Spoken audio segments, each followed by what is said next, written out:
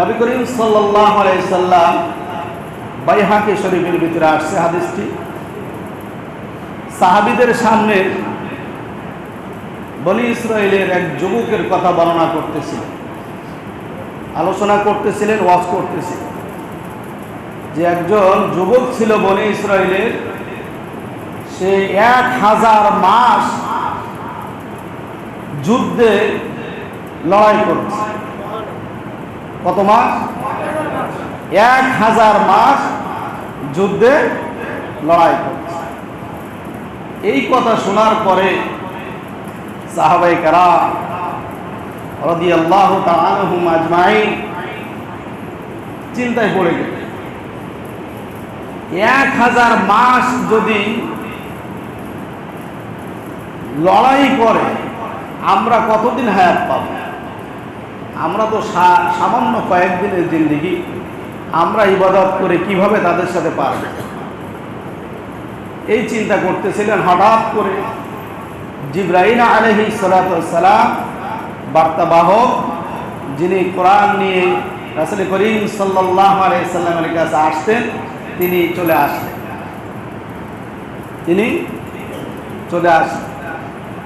সাহাবীদের মন খারাপ। রাসূল করিম সাল্লাল্লাহু আলাইহি সাল্লাম তিনিও চিন্তা করলেন, আসলেই তো ঘটনা সত্য। তারা এত 800 বছর, 1000 বছর, 900 বছর হায়াত পেয়েছে, কিন্তু আমার উম্মতের হায়াত তো খুবই সীমিত। এতে করে তাদের সাথে আমলে কিভাবে পাড়ি দিবে? হযরত জিবরাইল আলাইহিস সালাতু ওয়াস সালাম রাসূল করিম সাল্লাল্লাহু আলাইহি সাল্লামের কাছে আসলেন, সূরা কদর নিয়ে হাজির হয়ে গেলেন। এসে বলে, ইয়া রাসূলুল্লাহি হাবিবাল্লাহ, আপনার সাহাবীদেরকে আপনি এই সূরা তেলাওয়াত করে শুনিয়ে দেন। তারা 1000 বছর যুদ্ধে লড়াই করেছে, কিন্তু আপনার উম্মতের জন্য এমন একটি রাত আছে যে এক রাতের ইবাদত 1000 মাসের ইবাদতের চেয়ে উত্তম।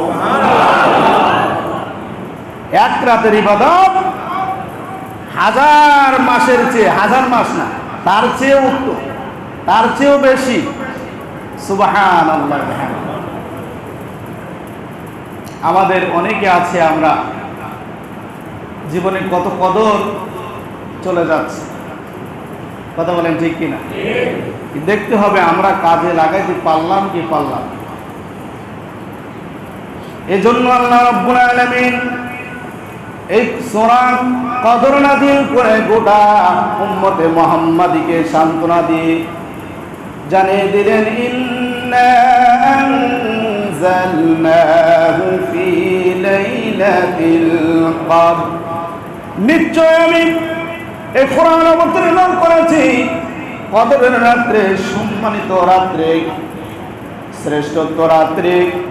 এরপরে আল্লাহ রাব্বুল আলামিন দ্বিতীয় আয়াতে বলছেন, ওয়া মা আদরাকা মা লাইলাতুল কদর, হে নবী আপনি কি জানেন কদরের রাতটা কি? প্রশ্নবোধক চিহ্ন আছে, আপনার কি জানা আছে? সবে মাত্র তো এই কোরআন নাজিল হলো, এই সূরা কদর নাজিল হলো, নবী রাসূলের তো কোনো জানা নাই। আল্লাহ তাআলা প্রশ্নবোধকের চিহ্ন দিয়ে এত গুরুত্ব বোঝালেন।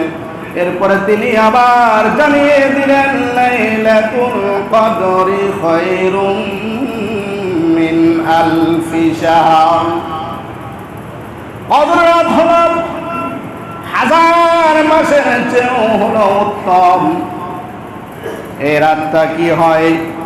তানাজ্জালুল মালাইকাতু ওয়ার রূহু ফিহা বিইذনি রাব্বিহিম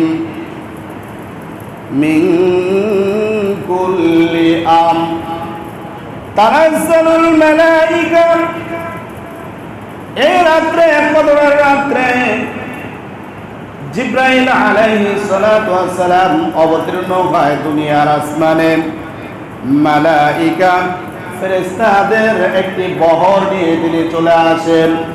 এখানে মিন কুল্লি আমর, আল্লাহ তাআলার আদেশেই। আর রূহ শব্দকে বোঝানো হয়েছে যে হযরত জিবরাইল আলাইহিস সালাতু ওয়াস সালামকে। তিনি একটি বাহিনী, একটি বহর নিয়ে দুনিয়ার আসমানে নেমে আসেন। আসার পরে কে কোন বান্দা নামাজে আছেন, কে জিকিরে আছেন, কে কোরআন তেলাওয়াতে আছেন, কে মশগুল আত্মসমালোচনায় ধ্যানে আছেন, কে ইবাদত গুজারিতে আছেন। এইভাবে খুঁজে খুঁজে সমস্ত আমলগুলো ফজর পর্যন্ত আল্লাহর কাছে নোটিশ পেশ করতে থাকে।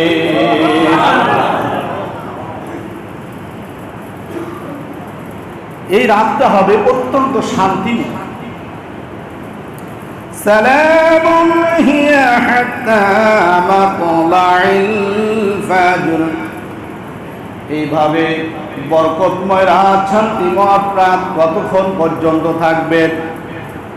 পুরাটি রাত পর্যন্ত, সন্ধ্যা থেকে হাত্তা মাতলাইল ফাজর, ফজর পর্যন্ত এই শান্তি বরকত নিহিত থাকবে। বলে সুবহানাল্লাহ।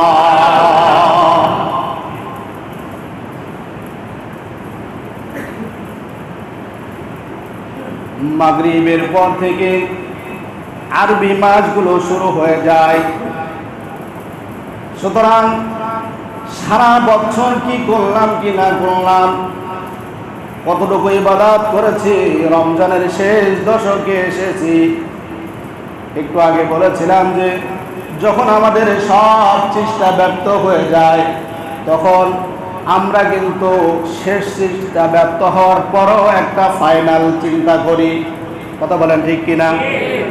সেই ফাইনালের সময় চলে এসেছে।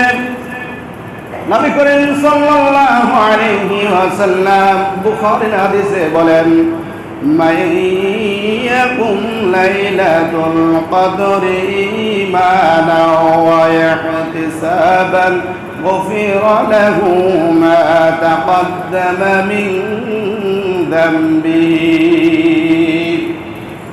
বুখারীর বর্ণনায় নবীজি বলেন, যে ব্যক্তি কদরের রাত্রে ঈমান সহকারে সবের আশা ইবাদত করে, তার পূর্বের সব গুনাহগুলো আল্লাহ মাফ করিয়া দেন। তাহলে কদর রাত আমরা কবে কিভাবে বুঝবো? হাদিসের ভিতরে আসছে নবী করিম সাল্লাল্লাহু আলাইহি সাল্লামকে কদরের রাত যে কোনটি সেটা নির্দিষ্ট করে জানিয়ে দেওয়া হয়েছিল। নবীজি পরে এটা ভুলে গেছেন, ভুলে দেওয়া হয়েছে। এর ভিতরে বিশেষ একটি হিকমত হলো, যদি আজকের নবী করিম সাল্লাল্লাহু আলাইহি সাল্লামকে ভুলে না দেওয়া হতো, তাহলে আমরা উম্মতি মুহাম্মাদি সারা বছর যাই করতাম শুধু এই রাতেই পড়ে থাকতাম। কথা বলে ঠিক কিনা? এজন্য আম্মা জান হযরত আয়েশা সিদ্দিকা রাদিয়াল্লাহু তাআলা আনহা বলেন, তাহাররু লাইলাতুল কদরি ফি ইতরি মিন আশরিল আখিরি মিন রমাদান। নবী সাল্লাল্লাহু আলাইহি সাল্লাম কদর তালাশ করতে বলেছেন রমজানের শেষ দশকে বেজোড় রাত্রিগুলোতে। কদর তালাশ করব বেজোড় রাত্রে, অর্থাৎ আজকের হলো 21তম তারাবি, আবার রবিবারে, আবার মঙ্গলবারে, আবার বৃহস্পতিবারে। এই বেজোড় রাতগুলোর ভেতরে আমাদেরকে কদর তালাশ করতে হবে। না জানি কোন দিন এই 29 পর্যন্ত, কোন দিন কদর চলে যায়। আর আমরা যদি ঘুমিয়ে থাকি, খেল তামাশায় আমাদের সময় কাটিয়ে দেই, তাহলে কি হবে? এরপরে হাদিসের ভিতরে শোনেন, ইবনে মাজাহ শরীফের হাদিসের ভিতরে নবী করিম সাল্লাল্লাহু আলাইহি সাল্লাম বলেন, খাদামুন নবী হযরত আনাস রাদিয়াল্লাহু তাআলা আনহু তিনি বর্ণনা করেন, ক্বালা দাখালা রমাদান, রমজান মাস যখন তোমাদের সামনে আসবে, فقال رسول الله صلى الله عليه وسلم إن هذا شهر قد حضركم, রমজান যখন তোমাদের সামনে উপস্থিত হয়ে যাবে, অফি লাইলাতু খায়রুম মিন আলফি শাহর, এই রমজানের ভিতরে এমন একটি রাত আছে যে রাত হাজার মাস থেকেও শ্রেষ্ঠ। সুবহানাল্লাহ। মিন হারামুহা ফাকাদ হারামা খায়রা কুল্লুহু। এই হাজার মাসের শ্রেষ্ঠত্ব যে রজনী, যাবতীয় কল্যাণ নিয়ে যে রাত তোমাদের মাঝে উপস্থিত হবে, সে কেউ যদি এই কল্যাণ থেকে বঞ্চিত হয়, সে হবে চিরবঞ্চিত। নাউজুবিল্লাহ। ফাকাদ হারামা খায়রা কুল্লুহু।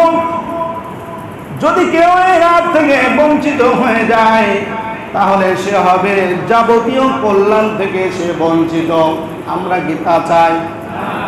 আমরা কেউ তা চাই না যে যাবতীয় কল্যাণ থেকে আল্লাহ তাআলা যেন আমাদের কাউকে মাহরুম না করেন। বলেন আমিন। এরপর অংশে হাদিসের ভিতরে বলছেন, ইল্লা কুল্লু হারামাহা ইল্লা কুল্লু মাহরুম। যদি কেউ মাহরুম হয়ে যায়, তাহলে সে চিরবঞ্চিত। আর চিরবঞ্চিত ছাড়া কেউ এই রাত থেকে মাহরুম, এই বরকত থেকে মাহরুম হবে না। যে চিরবঞ্চিত সেই ছাড়া আর কেউ এই বরকত থেকে মাহরুম হবে না। আমার ভাইরা,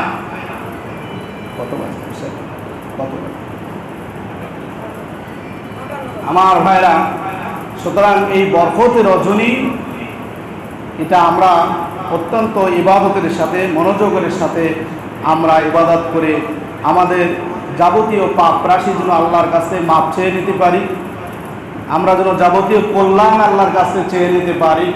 আমরা দেশের জন্য, নিজের জন্য, নিজের পরিবারের জন্য, দেশের জন্য, দেশের মানুষের জন্য আমরা দোয়া করব এবং